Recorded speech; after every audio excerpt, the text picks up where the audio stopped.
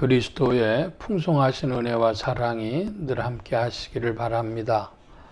오늘 이 저녁에는 마가복음 제14장 1절로부터 11절까지의 말씀 잠시 살펴보려고 합니다.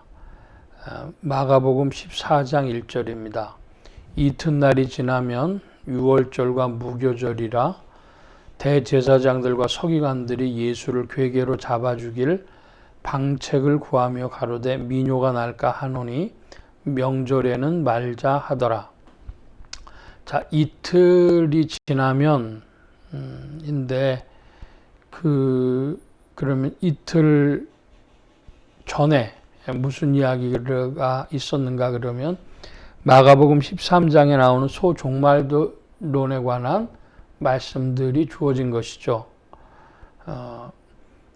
이 마가복음 혹은 마가복음 13장, 마태복음 24장 이런 말씀들을 흔히 소종말론이라고 복음서의 소종말론이라고 부르는데 이 말씀들은 AD 70년에 이루어진 성취된 종말론, AD 70년의 과거적 사건으로 일어난 것과 아직 오지 않은 미래의 사실, 주님이 2030년에 오실지, 2050년에 오실지, 2100년에 오실지, 우리 알지 못합니다만은 그런 날짜를 박는 것을 시한부 종말론이라고 하죠.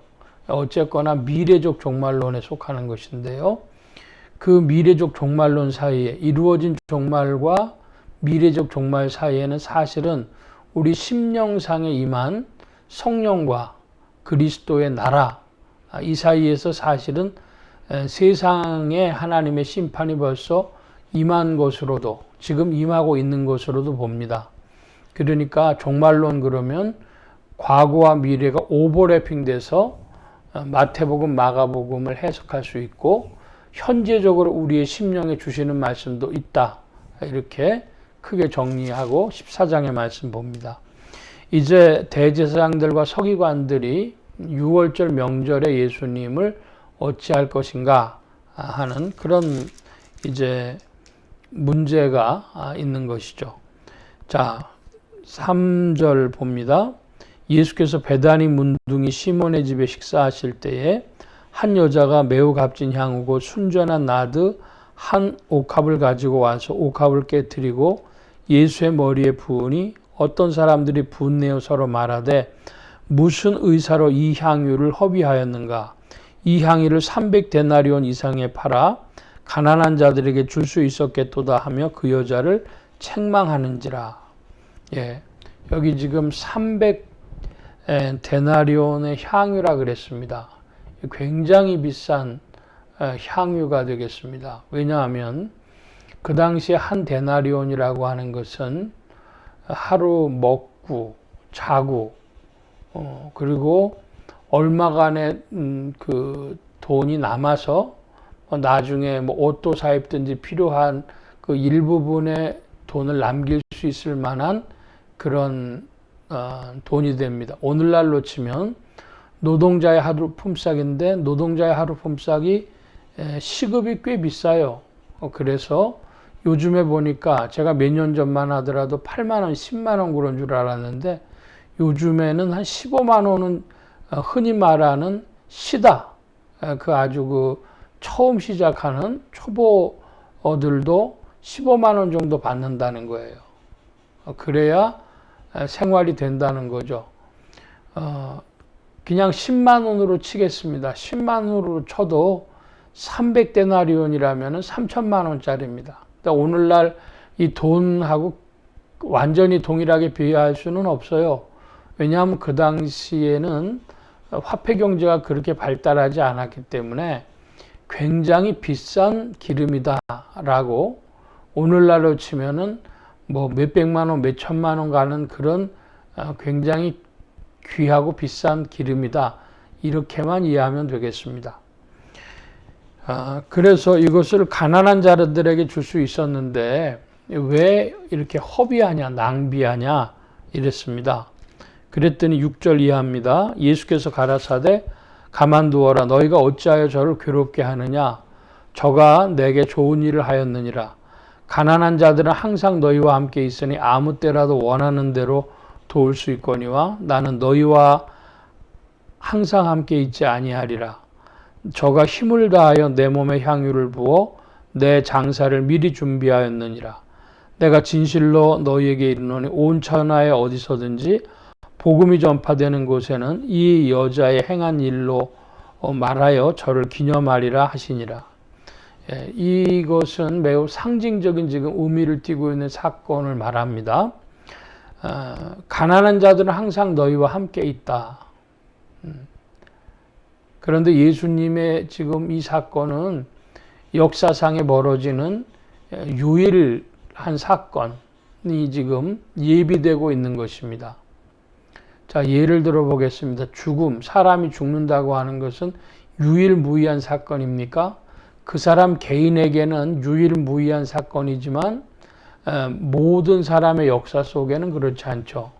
그런데 예수님의 이 죽으심 그리고 부활, 죽으심과 부활이라고 하는 것은 인류 역사에 영향을 미치는 유일무이한 사건입니다. 그러니까 이 사람들의 눈에는 뭐가 보였냐? 가난한 사람 보였어요. 그 가난한 사람 보였는데 사실은 가난한 사람이 보여서가 아니라 그 300데나리온이라는 돈이 아까운 겁니다. 지금 예수님 장사할 준비가 돼서 저가 힘을 다하여 자기의 모든 것을 바쳤다고 할 수도 있겠죠. 그 당시 개념으로는. 그래서 그것을 지금 이렇게 표현하고 있는 것입니다. 그래서 복음이 전파되는 곳에는 이 여자의 행한 일도 말하여 저를 기념하리라. 향유를 부은 여인처럼 자신의 생애를 그리스도께 드리는 것이죠. 지금 여기 300데나리온 얘기가 나왔던 것을 이야기하면 300데나리온이라고 하는 것은 약 3천만 원 정도 되는 돈 이야기죠. 그런데요, 제가 지금까지 살아오면서 좀 보니까 무슨 일을 할 때에 돈 얘기를 하는 분들이 있어요. 교회 일을 해도 그렇고 중요하죠.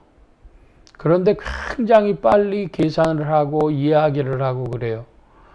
그래서 바른 소리도 하고 그랬더니 옆에 있던 분 한 분이 저 사람 저거 큰일 내겠구만 그래요.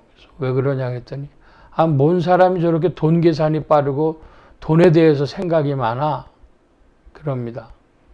그랬더니 흔히 말하는 얼마 안 가서 돈을 갖고 튀었습니다. 공금이죠. 교계에 관계되는 돈을 가지고 도망가는 거예요. 그러니까 이 지금 예수님은 안 보이고 돈 보이고 그런 사람들이 뭐 가난한 사람이냐 뭐다. 제가 조금 더 나가서 이거 적절한 예가 될런지 모르는데 사회운동하는 사람 중에 뭐 가난한 사람 찾고 어떤 사람 찾고 하는데 노동자를 위해서 해야 된다고 하고 하는데 결국요 그 횡령 사건들 많이 일어나는 거 봐요. 그러니까 지금 이 여인은 그런 거 모릅니다. 그냥 힘을 다하여 주님을 섬긴 거예요. 여러분 생애 가운데 힘을 다하여 주님 사랑하고 또 힘을 다하여 한 사람을 사랑하고 힘을 다하여 살아가는 여러분들 되시길 축복합니다. 그렇지 않은 사람이 불행한 거죠. 10절입니다. 12 중에 하나인 가룟 유다가 예수를 넘겨주려고 대제사장들에게 가매 저희가 듣고 기뻐하여 돈을 주기로 약속하니 유다가 예수를 어떻게 넘겨줄 기회를 찾더라. 여기 이제 10절에 가룟 유다라는 이름이 나오는데요. 다른 복음서에 보면 이 가룟 유다가 전대를 맡았던 사람이라고 하죠. 그러니까 이 가룟 유다가 왜 예수님을 팔았느냐에 대해서는 몇 가지의 견해들이 있습니다. 제일 대표적인 견해는 하나님의 나라가 곧 도래해야 되고 그래야 로마 군병들을 빨리 물리칠 텐데 예수님이 왕으로 등극할 생각이 없어 보였다는 겁니다. 그래서 예수님을 십자가로 넘겨주면 거기서 결론이 나지 않겠느냐 이렇게 생각을 했다는 거예요. 그것이 하나의 견해고요. 두 번째는 바로 오늘 본문에서 나오는 것처럼 예수님하고 돈에 대한 생각이 가룟 유다가 달랐다는 겁니다. 예수님은 이렇게 돈 자체가 아니라 그 교제와 연합이라는 관점에서 그리고 역사상 유일무이한 이 십자가 사건을 중심으로 이해하시는데 이 가룟 유다는 돈이 큰 돈이다. 가난한 사람들이다.